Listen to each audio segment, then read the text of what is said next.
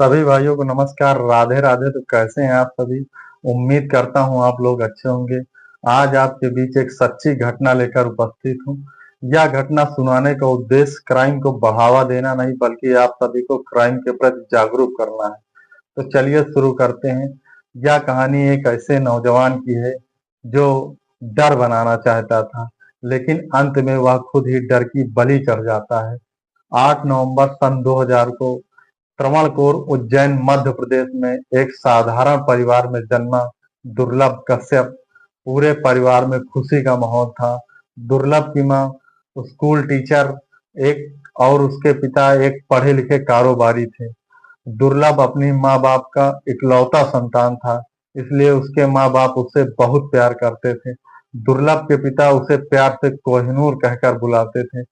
दुर्लभ धीरे धीरे बड़ा हो रहा था और घर की स्थिति स्थिर न होने के कारण वह कभी माँ पद्मा तो कभी पिता मनोज कश्यप के साथ रहता। जैसे जैसे उम्र बढ़ती जा रही थी, दुर्लभ की सोच बदलने लगती है और वह समझने लगा कि नाम सिर्फ पढ़ाई से नहीं बनता। नाम बनाने के लिए डर और दबदबा चाहिए। बस यहीं से उसकी राह बदल जाती है। किशोरावस्था में ही वह सोशल मीडिया का सहारा लेना शुरू करता है। एक बार स्कूल के दौरान उसके कुछ उसके दोस्त को कुछ सीनियर लड़के मार रहे थे, तो दुर्लभ उनके पास जाता है और अपने दोस्त को न मारने की अपील करता है। परंतु वह लोग नहीं मानते, बल्कि दुर्लभ कश्यप को भी मारना शुरू कर देते हैं। दुर्लभ किसी तरह अपना बचाव करता है और पास पड़ी एक लकड़ी की सीट को अपने सीनियर लड़के के सर पर वार कर देता है। इस वार से सीनियर लड़के का सर फट जाता है। यह खबर आग की तरह पूरे स्कूल में फैल जाती है। अब दुर्लभ कश्यप से उसके स्कूल के सारे बच्चे डरने लगे थे और स्कूल में उसका दबदबा बन चुका था। दुर्लभ अक्सर विवादों को सुलझाने का काम किया करता था। वह स्कूल के दौरान अपने से सीनियर बच्चों के विवादों को सुलझाने का काम करता था।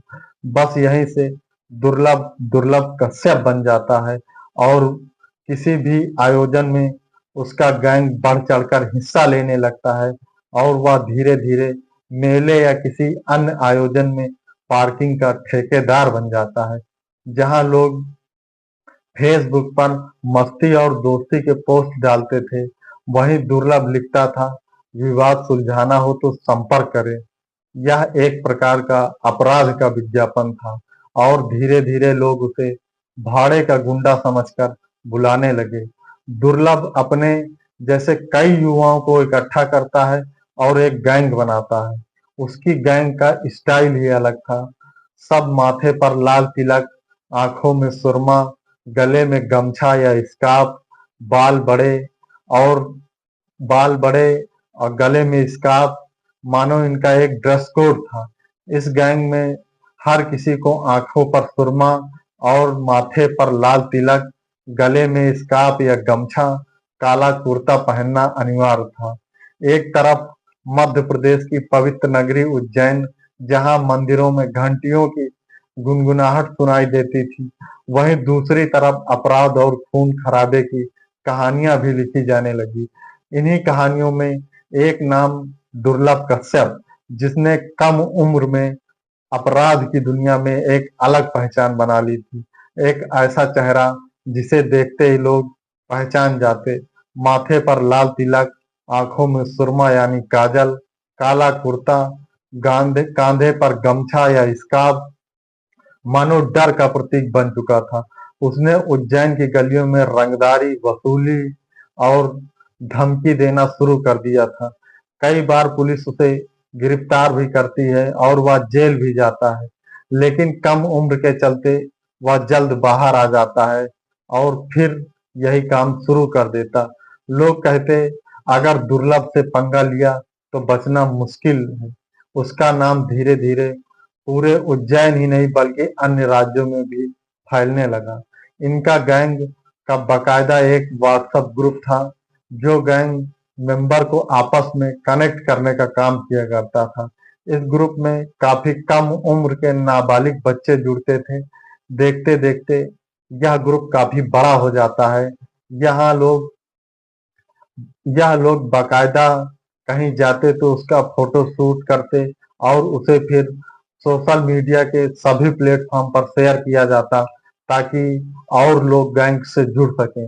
इस गैंग से जुड़ने के लिए लड़के मध्य प्रदेश इंदौर ही नहीं बल्कि कई अन्य राज्यों से भी आते ताकि वह भी इस गैंग का हिस्सा बन सके। देखते देखते यह तादाद काफी बढ़ जाती है। इनकी पहचान इनके ड्रेस कोड से होती है, जिसमें माथे पर लाल तिलक, आंखों में सुरमा, में स्कार्फ या गमछा और काला कुर्ता, मानो इनका एक ड्रेस कोड था। या एक खबर के मुताबिक दुर्लभ कश्यप का गैंग एक बार उत्तराखंड घूमने के लिए गया था, जहां उसने कई भिखारियों को आजाद कराया था और उनकी मदद भी की थी। इस गैंग की एक खासियत थी, यह लोग कभी किसी गरीब व्यक्ति को परेशान नहीं किया करते थे। गैंग का मेंबर बनने से पहले गैंग के सभी लड़कों को शपथ दिलाई जाती थी कि वह वारदात के समय किसी भी प्रकार का नशा नहीं करेंगे। यह लोग वारदात के समय नशा करते भी नहीं थे और ना ही किसी गरीब असहाय को परेशान करते थे। इस गैंग में बाकायदा शपथ दिलाई जाती थी। दुर्लभ कश्यप का गैंग फोटो शूट का काफी शौकीन था। इनका फोटो शूट सोशल मीडिया के जरिए फेमस हो रहा था। यह लोग अक्सर नामचीन हस्तियों से फोटो शूट करवाते और फिर उसे सोशल मीडिया पर शेयर करते। एक दिन दुर्लभ कश्यप अपने फेसबुक पर एक पोस्ट डालता है और लिखता है कि वह उज्जैन का किंग है और यदि आपको कोई परेशान करता है तो वह आपकी मदद करेगा। और साथ ही लिखता है किसी भी झगड़ा लड़ाई को निपटाने के लिए और किसी को मारने की सुपारी लेने का भी दावा वह फेसबुक पर पोस्ट करता है। यह एक प्रकार का अपराध करने का खुला विज्ञापन था। यह पोस्ट धीरे धीरे वायरल होने लगती है और उज्जैन पुलिस के पास पहुंच जाती है।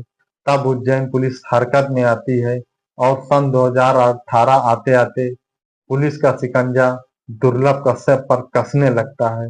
सन 2018 में सन 2018 अक्टूबर महीने में पुलिस उसे गिरफ्तार करती है। उसके साथ अन्य लड़कों को भी सलाखों के पीछे भेजने का काम करती है, लेकिन उसमें से कुछ बच्चे अभी नाबालिग थे, जिनकी उम्र 18 वर्ष से कम थी, इसलिए उन्हें बाल सुधार गृह में भेज दिया जाता है। और खुद दुर्लभ कश्यप की उम्र कम थी, इसलिए उसे बाल सुधार गृह में भेज दिया जाता है। कुछ दिन तक बाल सुधार गृह में रहने के बाद दुर्लभ कश्यप बालिग हो जाता है और उसे फिर बड़ों के जेल में भेज दिया जाता है। दुर्लभ कश्यप के जेल में रहने के बावजूद भी उसका गैंग काम करता था। दुर्लभ के जेल में होने के बाद भी उसका गैंग बाकायदा सक्रिय था।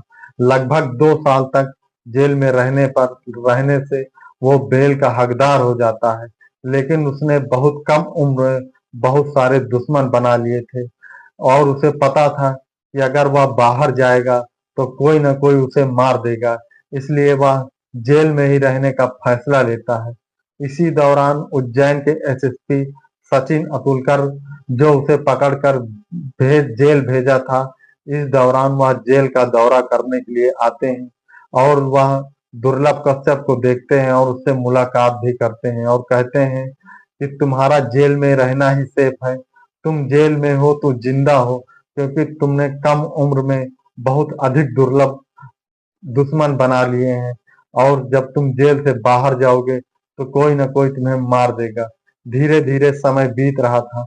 मार्च सन 2020 में कोरोना का प्रकोप पूरे देश में बढ़ने लगा और देश में लॉकडाउन जैसी स्थिति आ जाती है और जेल में क्षमता से अधिक कैदी होने के कारण जेल में कोरोना का खतरा मंडराने लगता है और कोर्ट द्वारा आदेश किया जाता है कि छोटे-मोटे अपराधियों को, जो बेल के हकदार हैं, उन्हें बेल देकर रिहा कर दिया जाए और दुर्लभ कश्यप भी इस रिहाई में जेल से बाहर आ जाता है।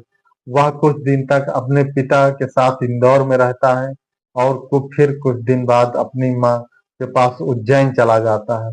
उज्जैन आने के बाद दुर्लभ कश्यप फिर वही अपने पुराने अंदाज में आ जाता है। रात को घूमना, पार्टी करना और उसका काम फिर से चालू हो जाता है। एक दिन 6 सितंबर 2020 को दुर्लभ अपनी माँ के साथ खाना खा रहा था। उसकी माँ ने उसके पसंद का खाना बनाया और वह खाना खा रहा था। तभी उसके कुछ दोस्त आवाज देते हैं और दुर्लभ कश्यप नीचे आता है और वह दोस्तों के साथ घूमने के लिए निकल जाता है। घूमने के दौरान यह लोग चाय की दुकान पर चाय पीने के लिए जाते हैं।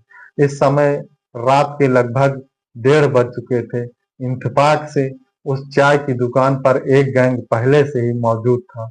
चाय पीने के दौरान इन दोनों गैंग में आपस में कहासुनी हो जाती है।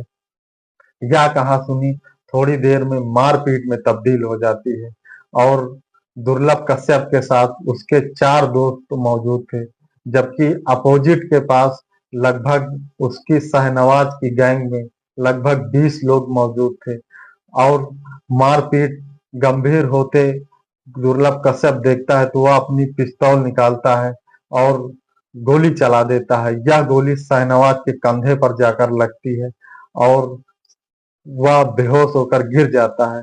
इसलिए तुरंत शाहनवाज के साथ मौजूद गुर्गे दुर्लभ कश्यप पर वार करना शुरू कर देते हैं और दुर्लभ कश्यप पर लगभग 30 बार चाकू से वार करते हैं और अपने आप को कोहिनूर कहने वाला दुर्लभ कश्यप की कहानी यहीं खत्म हो जाती है। आज भी उज्जैन के आसपास के इलाके में लोग उसके फोटो के झंडे लगाते हैं और कुछ लोग उसे भगवान की तरह पूजते हैं। आज भी सोशल मीडिया पर उसकी नकल की जाती है, पर यह सच है कि अपराध की राह चाहे जितनी चमकदार क्यों ना हो, उसका अंजाम हमेशा खून और मौत ही होता है। दुर्लभ कश्यप की कहानी हमें सिखाती है कि नाम और पहचान मेहनत से बनती है और अपराध से भी बनती है, लेकिन अपराध से बना नाम कब्र तक जाकर समाप्त हो जाता है, जबकि मेहनत से बना नाम हमेशा के लिए अमर हो जाता है। महाकाल की नगरी उज्जैन में एक ऐसा भी डॉन देखा, पर उसका अंत इतना खतरनाक था कि अंत में उसे मौत ही नसीब होती है। तो आप सभी से अनुरोध है कि किसी भी तरह के सोशल मीडिया के बहकावे में ना आए और किसी भी तरह के लिए अपराध में सम्मिलित ना हो, जिससे आप सुरक्षित हैं और समाज भी सुरक्षित है। धन्यवाद।